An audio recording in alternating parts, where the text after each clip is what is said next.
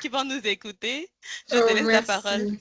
Oui, merci beaucoup Flora. Bonjour à tout le monde. Merci beaucoup Flora pour cette belle introduction. Écoute, je suis touchée. Oui, effectivement, cette semaine, enfin même tout le mois de novembre, c'est vraiment, on parle de l'entrepreneuriat et plus particulièrement cette semaine, l'entrepreneuriat féminin. Donc, on sait, nous les femmes, on a beaucoup d'enjeux, que ce soit au niveau de la logistique, avec la famille, les enjeux, tout ça, le travail, la carrière. Et en plus, se partir en affaires, créer, monter sa business, c'est tout un défi, d'autant plus quand on est dans un pays qui n'est pas le nôtre.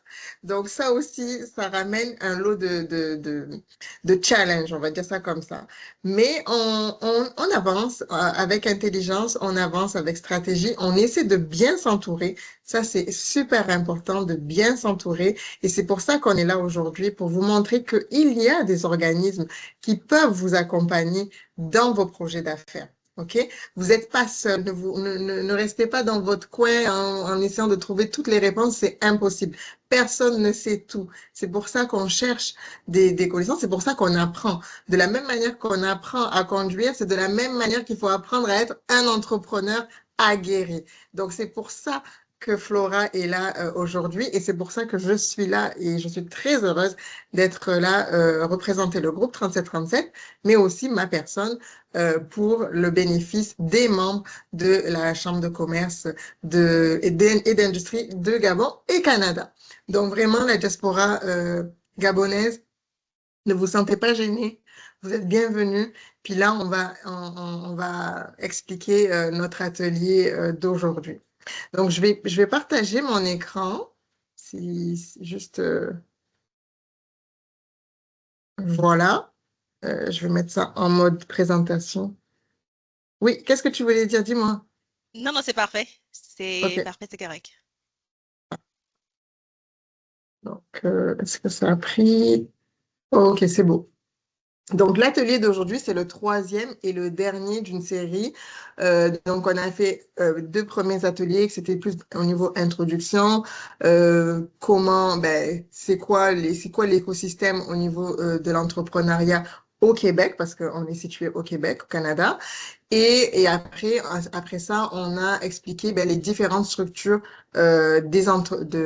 d'entreprises, les formes juridiques des entreprises. Et aujourd'hui, on va parler de comment maximiser les chances de réussite dans votre projet entrepreneurial. On s'entend, aujourd'hui, on a quelques minutes pour vous expliquer les grandes lignes.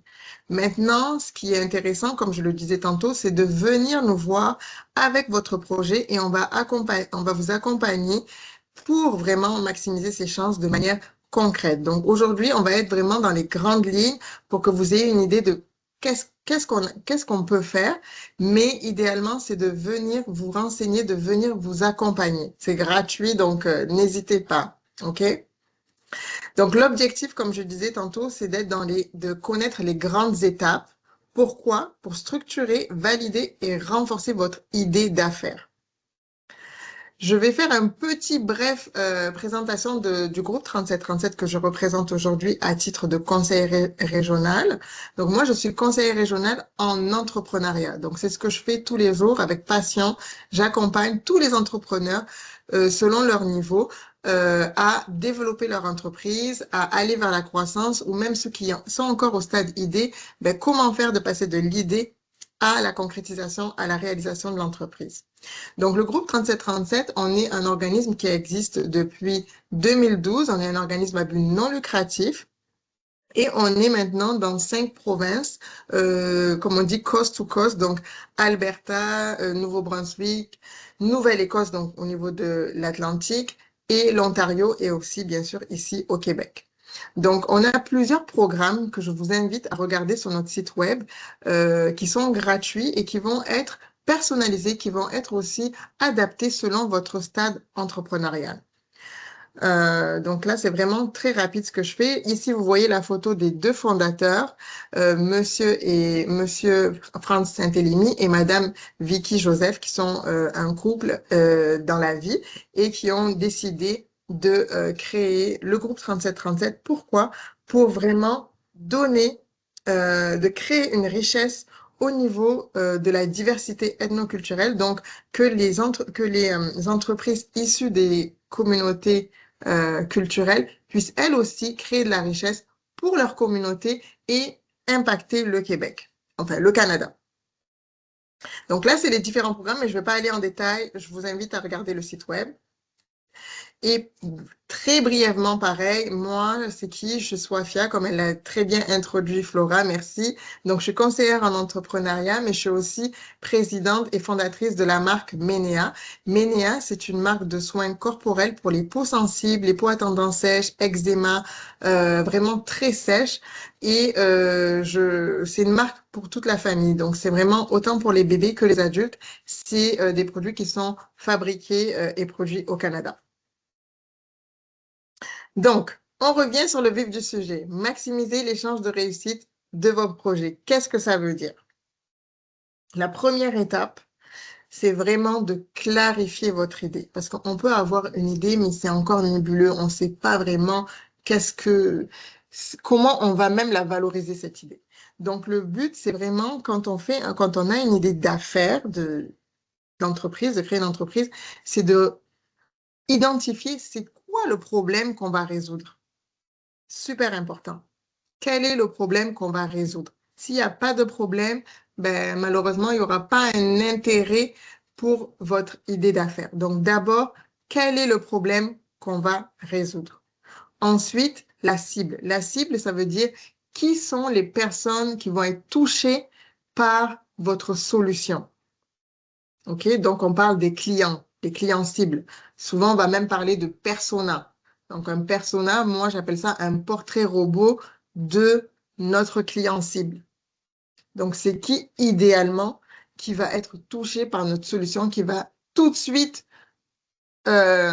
adhérer, acheter notre solution. Ça peut être un service, ça peut être un produit. Ensuite, il y a un troisième point qui n'est pas les moindres, c'est la valeur unique que vous apportez. Parce qu'on s'entend, peut-être qu'il y a déjà des solutions en place dans le marché, mais qu'est-ce qui va faire que vous êtes unique? Qu'est-ce qui va faire que vous allez vous différencier de ce qu'il y a dans la concurrence présentement? Donc, ces trois points vont vous permettre de clarifier votre idée. OK? Et une fois qu'elle sera claire pour vous, ben, ça va être plus facile de l'exprimer à votre entourage et bien sûr, surtout aux personnes cibles, aux clients cibles. Ensuite, on a la deuxième étape. La deuxième étape, extrêmement importante aussi, l'étude de marché. C'est quoi une étude de marché? Justement, c'est qui fait partie, qui sont dans la concurrence par rapport aux produits ou aux services que je veux offrir. Quelle est la taille de ce marché? Ça, par exemple, si je suis au Canada, ben moi qui suis dans les cosmétiques, ben c'est quoi la taille des cosmétiques? C'est combien ça vaut le marché des cosmétiques au Canada? Combien on importe de produits cosmétiques, combien on en vend, combien on exporte. Ça, c'est hyper important de le savoir. Et comment on le sait? Ben, c'est par rapport aussi à nos clients. Quelle est la population qui serait touchée par notre solution? Donc ça va nous déterminer la taille du marché. Ensuite, il y a bien sûr les tendances. Les tendances, c'est quoi? Ben, là, par exemple, nous, maintenant, on est dans une tendance où ben, on fait attention à l'environnement, on fait attention à ce qu'on consomme, on veut des choses qui soient bonnes pour notre santé, mais aussi pour l'environnement. Donc ça, on est dans une tendance durable. Donc c'est des choses qu'il faut prendre en compte. Ça peut être aussi au niveau technologique. On s'entend maintenant, on a fait un virage dans le commerce en ligne. On achète beaucoup plus en ligne qu'il y avait 10 ans, par exemple. Donc ça aussi, c'est une tendance à prendre en considération. Comme je disais tantôt, la concurrence. On a plusieurs types de concurrence. Ici, j'ai nommé la concurrence directe, mais aussi il y a la concurrence indirecte. Ça veut dire quoi? La concurrence directe, c'est quoi? C'est si l'entreprise concurrente propose le même service ou le même produit que nous à la même clientèle cible que nous. Donc, lui, c'est un concurrent direct. Le concurrent indirect, c'est quelqu'un qui cible le même type de clientèle, mais qui ne offre pas forcément le même service que nous. OK? Donc ça, c'est ça, la concurrence indirecte. Ou alors, ça peut être le contraire.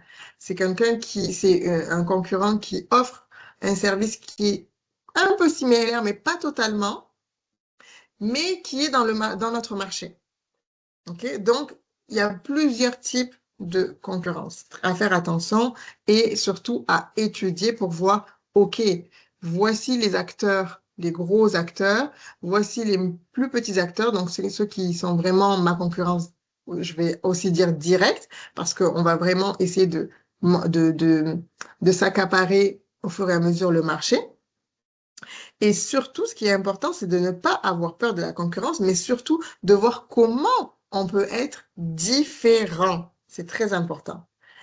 Et il y a une autre partie qui n'est pas négligeable non plus, c'est l'opportunité non exploitée. Des fois, il y a des marchés ou des solutions que personne encore n'a mis en place ou que des produits que personne n'a encore proposés dans un marché précis. Alors là, ce serait une bonne opportunité justement de s'implanter et d'être unique, ce qui est la voie royale en entrepreneuriat. Ensuite, définir votre client idéal. Donc, comme je disais tantôt, la cible, c'est super important de savoir à qui on va proposer nos produits, à qui on va proposer nos services. Le persona, comme je disais tantôt, c'est un portrait robot. Un portrait robot, ça veut dire quoi? Ça veut dire c'est quoi son âge? C'est quoi sa classe de catégorie socio-professionnelle? Est-ce que cette personne est éduquée ou pas? Est-ce qu'elle a un salaire élevé? Est-ce que elle vit dans un certain quartier? Est-ce que ça peut être quoi? Quelles sont les activités, les tendances, les goûts de cette personne? Tout ça doit être vraiment défini. Et bien sûr, identifier justement ses frustrations, ses besoins par rapport à la solution que l'on veut offrir. Donc, tout ça, là, ça va vous permettre, ça va vous faciliter justement de tester votre marché. Proposition de valeur. Donc, proposition de valeur, c'est quoi en fait? C'est justement qu'est-ce que vous allez offrir en fait. C'est quoi que vous allez offrir? C'est quoi les bénéfices que vous allez apporter avec votre solution, que ce soit un produit ou un service? Qu'est-ce que vous allez, comme je disais tantôt, c'est quoi qui va vous différencier des autres? Le client, lui, il faut se dire que l'homme, par nature, c'est comme ça, est foncièrement égoïste. Si vous ne le savez pas, je vous l'apprends. L'homme est foncièrement égoïste. Donc, il va chercher à savoir qu'est-ce que ça va lui apporter. Qu'est-ce que ton produit ou ton service va pouvoir régler comme problème.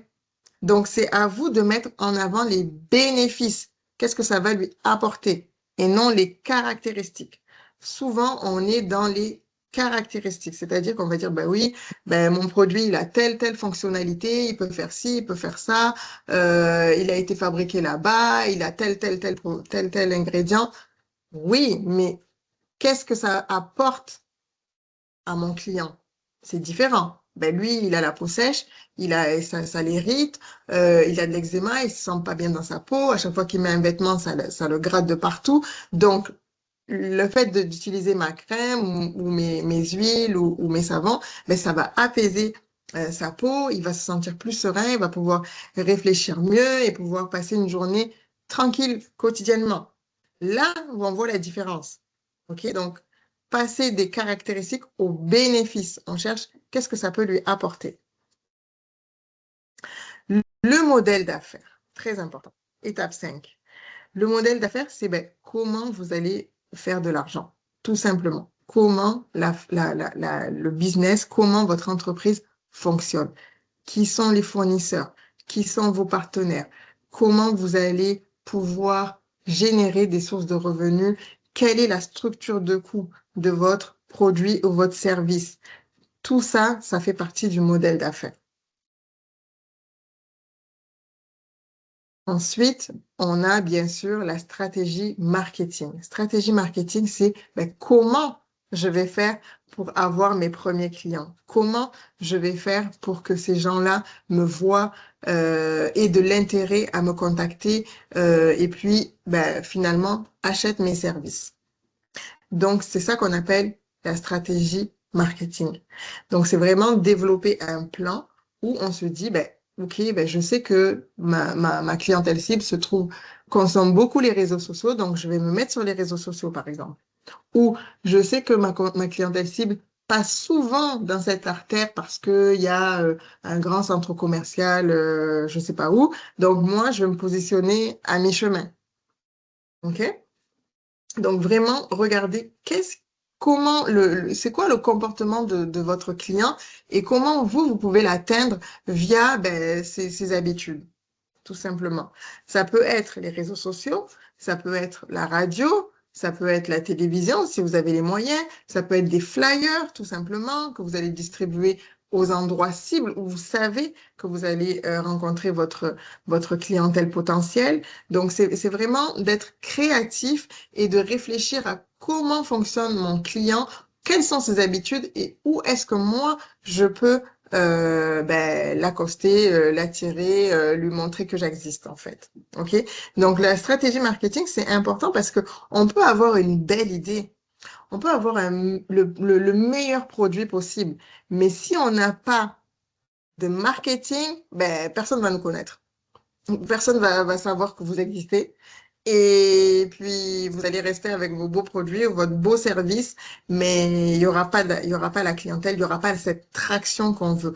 On cherche à créer une traction.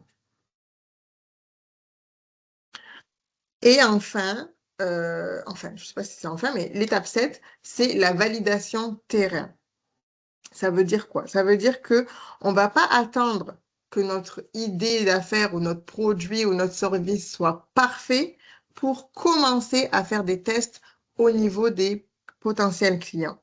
On parle de créer une version simple ou Minimal Viable Product, donc MVP, ça veut dire une version qui est, on va dire, une version bêta, mais qu'on peut déjà commencer à commercialiser, qu'on peut déjà offrir à nos clients pour qu'ils testent et qu'ils nous donnent des retours d'appréciation, qui nous donnent du feedback pour nous dire, ah, ben ça, j'ai pas trop aimé, ça, j'ai bien aimé, ça a été trop lent dans le processus. Donc, le plus vite vous allez pouvoir tester votre solution sur le terrain avec vos potentiels clients, le plus vite vous allez pouvoir réadapter votre offre et elle va répondre encore mieux aux besoins du client. Parce que n'oubliez pas que l'entreprise, vous la faites pas pour vous-même, vous la faites parce que vous savez qu'il y a des clients, vous savez qu'il y a des gens qui ont un problème et que vous offrez cette solution-là. Donc, plus vous testez avec votre clientèle cible, mieux vous allez avoir des retours et mieux vous allez pouvoir améliorer votre produit ou votre service. Donc, très important de rester à l'écoute de votre marché, à l'écoute des tendances, à l'écoute des goûts et surtout des retours que vous avez directement de votre produit par les clients. Ça, effectivement, étape 8, la planification financière. On le sait, les moyens sont quand même limités. Donc, il faut faire attention avec la gestion, comment on veut générer de l'argent et comment on va le dépenser aussi. Quelles sont nos charges, quels sont nos coûts fixes, quels sont nos coûts variables, comment on va faire pour s'en sortir financièrement pour être rentable. Le but d'une idée d'affaires, c'est in fine d'être rentable. Ça prend du temps des fois, par moment, ça peut prendre du temps, mais il faut quand même rester réaliste et avoir même des fois plusieurs scénarios de prévision financière pour, par rapport à nos ventes. Les ventes ne sont jamais linéaires. Elles sont plutôt saisonnières. Ça veut dire quoi? Ça veut dire que il y a des moments dans l'année où vous allez faire plus de ventes.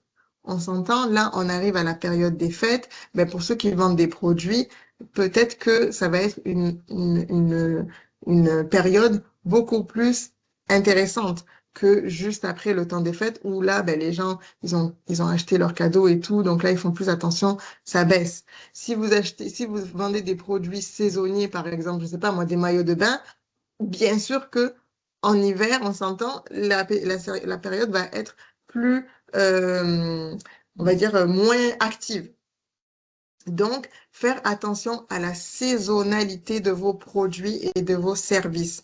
Il faut faire attention justement à comment les gens consomment et comment moi, financièrement, je vais pouvoir m'en sortir, même si je suis dans une période dite de basse activité. Est-ce que même si je suis dans une période de basse activité, grâce aux ventes que j'ai fait dans les mois précédents, ben, je vais pouvoir couvrir les charges fixes durant ces périodes basses. Donc, c'est tout ça qu'on regarde au niveau de la planification ou des prévisions financières. Donc, une fois qu'on a tout fait, tout mis en place, qu'on a regardé les idées, qu'on a testé notre marché avec un MVP, qu'on a bien identifié notre clientèle cible, qu'on a bien regardé au niveau du marché qui sont nos concurrents, ben, qu'est-ce qui manque? C'est l'action. Parce que qu'est-ce qui différencie, j'aime bien le dire, qu'est-ce qui différencie un objectif ou une vision de la réalisation? Ben, c'est l'action, tout simplement. C'est vraiment l'action. Et l'action, ben, ça veut dire quoi? Ça veut dire avoir un plan, un échéancier où je peux dire, OK, à telle date, j'ai fait ça. Telle date, j'ai fait ça. D'ici mars, j'ai fini ça, etc., etc. Quelque chose de simple. Pas forcément quelque chose de très compliqué, mais une vision, un plan qui vous permet de voir clair sur les prochains mois, qu'est-ce que vous devez faire pour les prochains mois. C'est hyper important. Parce que si on ne le fait pas, ben malheureusement, ça va rester un souhait, ça va rester un vœu, ça va rester un rêve. Et c'est pas ce qu'on veut quand on rentre en entrepreneuriat. Donc, qu'est-ce qu'on appelle objectif SMART? Objectif SMART, c'est quoi? C'est en fait, ça doit être spécifique, ça doit être mesurable, ça doit être atteignable, donc c'est quelque chose que je peux faire. Ça doit être réaliste dans le temps que vous vous donnez et bien sûr, comme j'ai dit, dans le temps, donc que ce soit réalisable dans un temps donné. Donc, on se donne des dates, très important de mettre des dates pour être sûr que, OK, ben, si j'ai pas fait ça, je sais pas, moi, d'ici le 1er décembre, pourquoi je l'ai pas fait en fait? Qu'est-ce qui s'est passé? Pourquoi je n'ai pas fait ce que je pensais pouvoir faire le 1er décembre? Est-ce que ça a été réaliste, mon objectif? Ou finalement, est-ce que c'était vraiment assez spécifique pour moi pour que je le fasse ou pas? Qu'est-ce qui a fait que ça a bloqué? Donc, le fait de mettre des dates, ça va nous pousser à être redevables avec nous-mêmes et de chercher à comprendre mais pourquoi on n'est pas, on n'est pas arrivé. Puis si on est arrivé, ben, c'est génial, c'est parfait, félicitations, on continue dans le plan. Donc, en conclusion, pour maximiser vos chances de réussite, il y a 4 grosses étapes. Clarifier votre idée, valider le marché, ça veut dire quoi? Ça veut dire, ben, regardez votre marché. Est-ce que c'est un marché dans lequel je peux vraiment vendre ma solution? Est-ce qu'il y a vraiment un intérêt dans ça ou il faudrait que je teste un autre marché? Ensuite, comme je disais tantôt, sans plan, on va aller dans tous les sens et c'est la meilleure manière, malheureusement, d'échouer quand on est dispersé. Donc, plus on a un plan, mieux c'est pour être focus, pour être concentré sur notre couloir et avancer pas à pas. Et enfin, tester. Donc, une fois que vous avez tout ça, vous avez mis tout ça en place, ben alors là, il va falloir tester votre solution pour avoir des retours, pour pouvoir vous ajuster, pour pouvoir vous adapter. Et on continue, petit à petit, on continue. Donc, il existe des ressources pour structurer ses idées, pour planifier son projet, pour même les prévisions financières. Il y a beaucoup d'outils qui existent. Donc là, j'ai mis le Canva de modèle d'affaires. Donc, c'est une feuille sur laquelle vous avez 9 parties et chaque partie va vous permettre, il y a des questions en fait, et chaque partie, grâce aux questions, ça va vous permettre de bien clarifier votre modèle d'affaires. Ça veut dire comment vous allez faire pour que votre entreprise soit viable. Ensuite, on a un plan d'affaires. Tout ce que je vous ai expliqué précédemment, se retrouve dans le plan d'affaires. Un plan d'affaires, c'est quoi? C'est comme un document qui va expliquer comment fonctionne votre entreprise, mais beaucoup plus en détail que dans le BMC. Souvent ici au Canada, c'est pas souvent, c'est systématiquement, quand on fait une demande de financement, on nous demande principalement trois choses. Le plan d'affaires de votre entreprise, les prévisions financières pour les 2 ou 3 prochaines années et surtout, très important, la cote de crédit, l'historique de crédit. Parce qu'ici, c'est un système où on favorise beaucoup le crédit pour savoir, ben, est-ce que la personne, elle paye bien ses factures, elle rembourse bien ses dettes et tout. Donc, en fonction de cette cote, de cette note, on peut donner un profil au demandeur de financement et on peut lui accorder ou pas le financement. Donc, les organismes d'accompagnement, c'est nous, bien sûr, le groupe 3737, mais aussi la CCIGC. On est là pour justement accompagner les entrepreneurs pour vraiment concrétiser et s'approcher au mieux du succès de l'entreprise. Et enfin, en ligne, vous allez pouvoir avoir des rédacteurs de plans d'affaires. Maintenant, avec l'intelligence artificielle, on peut faire notre plan d'affaires en ligne gratuitement. Il y a des livres, bien sûr, hein, qui parlent de business. Vous le savez, hein, il y en a tellement. Il y en a beaucoup, donc je ne peux pas tous les citer. Et bien sûr, il y a des plateformes de formation dans lesquelles vous allez pouvoir apprendre au niveau des compétences entrepreneuriales. Donc, moi, je vous encourage vivement à vous rapprocher justement des ressources qui vont pouvoir vous guider pour gagner du temps. Le temps est précieux et souvent, ben, quand on ne sait pas vraiment par où commencer, on peut très vite être dispersé sur Internet avec tout ce qu'il y a. Donc, idéalement, c'est d'être avec des organismes qui vont pouvoir vous accompagner et vous dire, ben voilà la marche à suivre, voilà qu'est-ce qui serait mieux pour toi pour optimiser l'apprentissage, tout simplement. Donc, encore une fois, nous, le groupe 3737, ce qu'on fait, c'est vraiment de créer de la richesse. Notre mission, c'est de créer de la richesse et de l'impact au niveau de la diversité ethnoculturelle, mais par la diversité ethnoculturelle au Canada. Et donc, je vous remercie pour votre attention et bien sûr, je suis là pour les questions et je remercie Flora vraiment de me donner cette possibilité de pouvoir ben, vous sensibiliser tout simplement.